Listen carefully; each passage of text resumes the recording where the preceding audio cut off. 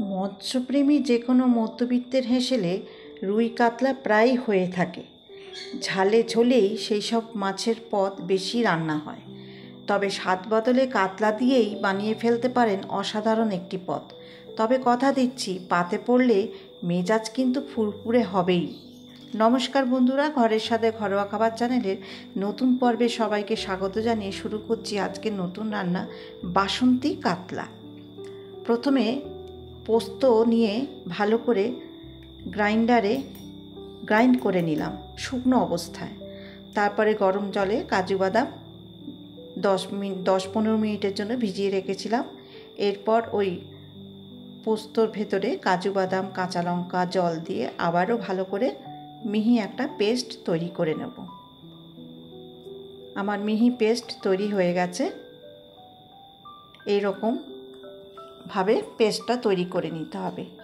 এরপর আরেকটি গ্রাইন্ডারে আমি পেঁয়াজ, আদা, কাঁচা লঙ্কা আর রসুন একবারে পেস্ট করে নিলাম।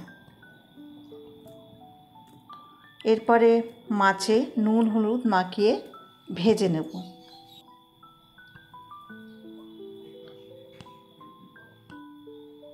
ভালো করে নুন হলুদটা মাখিয়ে নেব।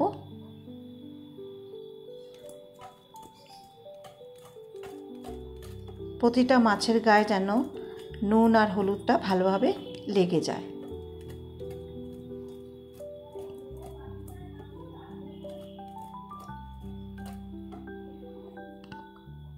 এবার একটা ফ্রাই প্যানে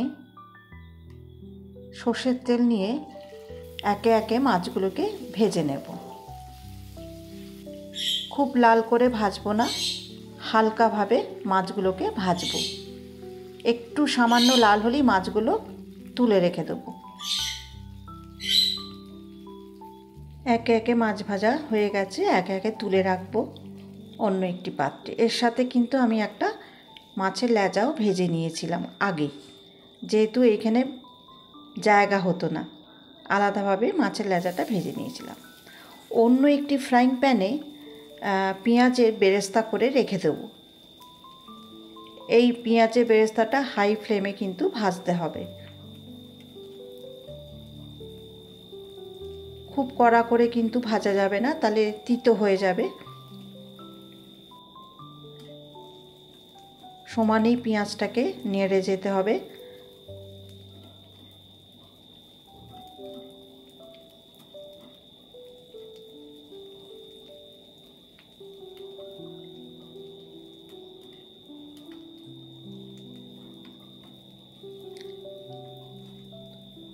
ভালোভাবে ভাজা হয়ে গেলে পেঁয়াজের বেরেস্তাটা আলাদা জায়গা তুলে রেখে দেবো।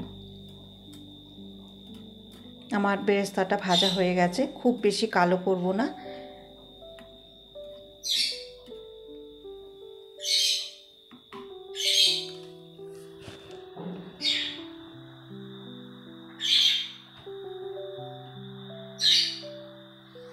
অন্য একটি পাত্রে পেঁয়াজের বেরেস্তাটা তুলে রেখে দিলাম এবং পেঁয়াজের বেরেস্তাটা একটু ছড়িয়ে ছড়িয়ে রাখলাম।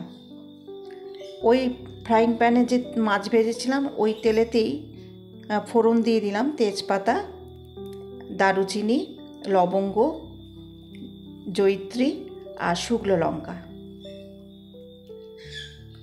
সুন্দর ফোড়ন থেকে গন্ধ বের হলে ওর মধ্যে দিয়ে দেবো ওই যে মিক্সিতে যে আমি পেঁয়াজ, আদা, রসুন, কাঁচা লঙ্কা একসাথে পেস্ট করেছিলাম, ওই পেস্টটা দিয়ে দেবো। এর মধ্যে কিন্তু আমি মৌরি ফোড়ন দিয়েছিলাম। মৌরিটাকে কিন্তু ফোড়নে খুব একটা বেশি ভাজিনি। মৌরিটা দেওয়ার সঙ্গে সঙ্গেই আমি পেঁয়াজের পেস্টটা দিয়ে দিয়েছি। তোমাদের আর একবার দেখাবো বলে তোমাদের দেখিয়ে দিলাম মৌরিটা দিয়েছি। একটু আগে দেওয়া হয়ে গেছিল, তোমাদের দেখাতে পারিনি, তাই আবারও দিয়ে দিলাম। এবার ভালো রং আনার জন্য একটুখানি পেঁয়াজ ভাজার উপর একটু চিনি দিয়ে দিলাম। চিনি দিলে বেশ একটু রান্নার রঙটা ভালো আসে। ভালোভাবে পেঁয়াজটাকে ভাজতে হবে যতক্ষণ না তেল রিলিজ করছে।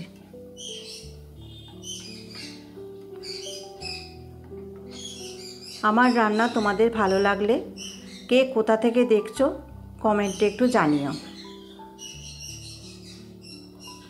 তেলটা মোটামুটি একটু রিলিজ হয়ে গেছে। এরপর একে একে গুঁড়ো মশলা দিয়ে দেবো। 1.5 চামচ ধনের গুঁড়ো, 1 চামচ জিরের গুঁড়ো, 1 চামচ লঙ্কার গুঁড়ো আর 1/2 চামচ হলুদের গুঁড়ো।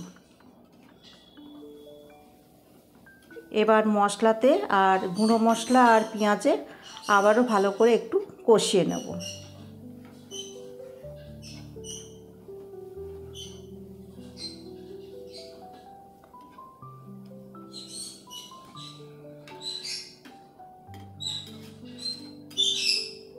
এরপর দিয়ে দেবো দুখানা টমেটো মিক্সিতে মিক্সড করে রেখেছিলাম, ব্লেন্ড করে সেটাকে দিয়ে দিলাম।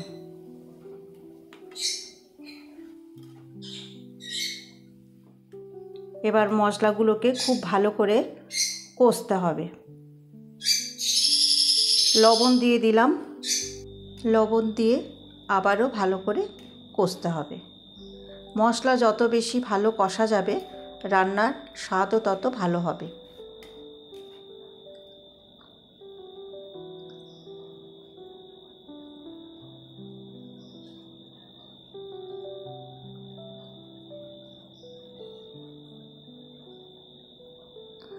এবার দিয়ে দেবো কাজু পোস্ত পেস্টটা।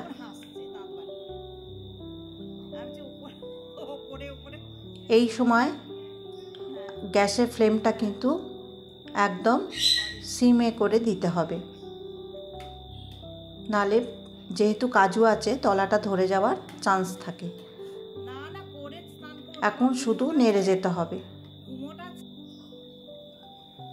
বেশ তেলটা রিলিজ করে গেছে, নাড়তে গিয়ে একটু পড়েও গেল। তেলটা ভালোভাবেই রিলিজ করে গেছে। আর একটু ভালো করে কষিয়ে নিই।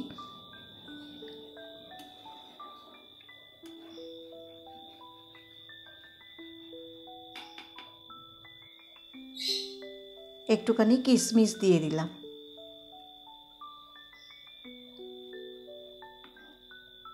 খাবার সময় মাঝে মাঝে একটু কিশমিশ মুখে পড়লে ভালোই লাগে।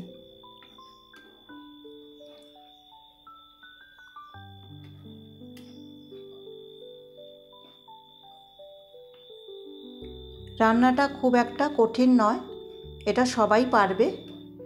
তোমরাও একবার এইভাবে রান্নাটা করে খেও, কথা দিচ্ছি খুব ভালো লাগবে খেতে। ভাত, পোলাও, ফ্রাইড রাইস, পুজোর সময় যে কোনো একটা দিন এইরকমভাবে মাছটা রান্না করে তোমরা খেও, ভালোই লাগবে খেতে।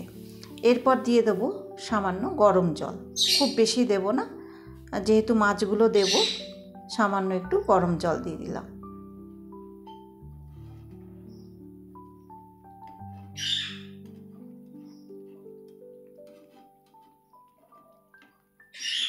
এবারে দুর্গাপুজোর থালিতে, দুর্গাপুজোর বাড়ির সদস্যরা যখন খেতে বসবে এই পদটা পাতে রাখতেই পারো। একে একে মাছগুলোকে দিয়ে দিলাম।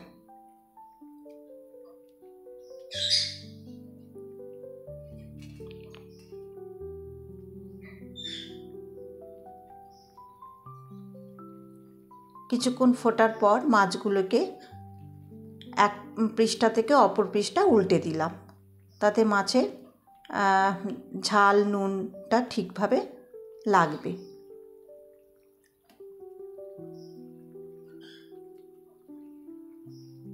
পেঁয়াজ ভাজার সময় যে পেঁয়াজ ভাজার সময় যে চিনি দিয়েছিলাম, তারপর আর কিন্তু আমি চিনি দিইনি। ওই চিনির ইয়েতেই কিন্তু এটা বেশ মিষ্টি মিষ্টি হবে খেতে।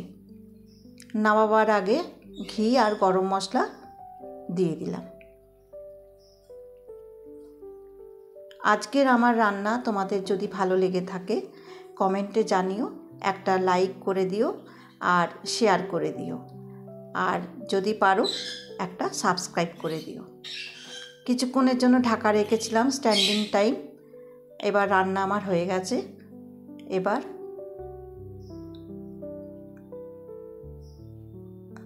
অন্য পাত্রে আমি তুলে নিচ্ছি।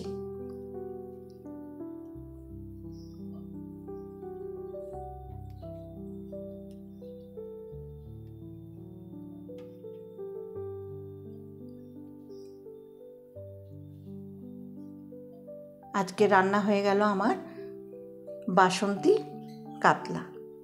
তোমাদের ভালো লাগলে একটা লাইক, কমেন্ট আর শেয়ার করে দিও, আর পারলে যদি পারো একটা সাবস্ক্রাইব করে দিও। আজকের মতো রান্না আমার এখানেই শেষ। আগামী পর্বে নতুন কোনো রান্না নিয়ে এসে তোমাদের দেখাবো। তোমরা সবাই ভালো থাকবে, সুস্থ থাকবে। আর তোমরা যদি অন্য ধরনের রান্না দেখতে চাও বলতে পারো আমাকে, আমি চেষ্টা করব তোমাদের আবদার রাখার। সাজানোর জন্য ওপর থেকে একটু বেরেস্তা ছড়িয়ে দিলাম।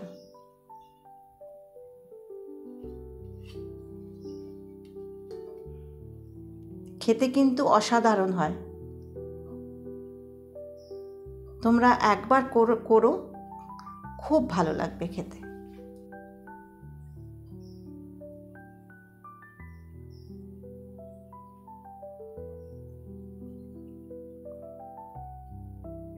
তোমরা সবাই ভালো থাকবে, সুস্থ থাকবে। তাহলে আজকের মতো টাটা।